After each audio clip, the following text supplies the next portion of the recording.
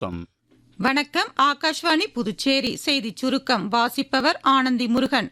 புகழ்பெற்ற சோமநாதர் கோவில் புனரமைக்கப்பட்ட 75வது ஆண்டு நிறைவு விழா வரும் திங்கட்கிழமை நடைபெறவுள்ளது. இதில் பிரதமர் திரு நரேந்திர மோடி கலந்து கொள்கிறார். இதனை முன்னிட்டு திரு மோடி சோமநாதும் பாரதத்தின் வெல்ல முடியாத மனோபலமும் என்ற தலைப்பில் ஒரு கட்டுரையை எழுதியுள்ளார்.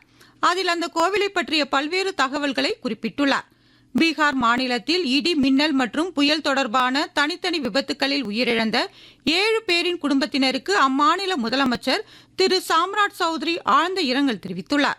உயிரிழந்தவர்களின் குடும்பத்தினருக்கு தலா 4 லட்சம் ரூபாய் நிவாரணத் தொகை வழங்க உத்தரவிட்டுள்ளார். தேசிய சட்டப்பணிகள் ஆணையம் சார்பில் 2026ஆம் ஆண்டின் 2வது தேசிய மக்கள் நீதிமன்றம் இன்று நாடு முழுவதும் நடைபெற உள்ளது. இதுகுறித்து பேசிய தேசிய சட்டப்பணிகள் ஆணையத்தின் உறுப்பினர் செயலாளர் திரு சஞ்சீவ் பாண்டே, கடந்த 2023 முதல் 25ஆம் ஆண்டு வரையிலான காலகட்டத்தில் 12 தேசிய மக்கள் நீதிமன்றங்கள் நடத்தப்பட்டதாகவும் அவற்றில் 26 கோடி வழக்குகள் தீர்த்து வைக்கப்பட்டதாகவும் தெரிவித்தார். புதுச்சேரி காவல்துறை சார்பில் வாரந்தோறும் சனிக்கிழமைகளில் நடத்தப்படும் மக்கள் மன்றம் இன்று காலை 11 மணி முதல் 1 மணி வரை நடைபெறவுள்ளது.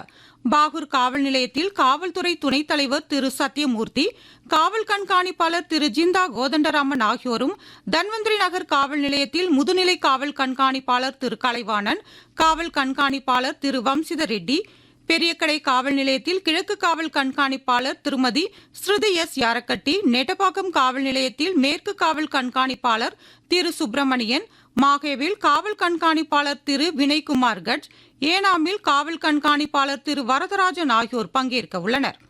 17 வயதிற்குட்பட்டோருக்கான மகளிர் ஆசிய கோப்பை கால்பந்து போட்டியின் காலிறுதிக்கு இந்தியா முதன்முறையாக தகுதி பெற்று வரலாறு படைத்துள்ளது. இத்துடன் இந்த செய்திச் சுருக்கம் நிறைவு பெறுகிறது.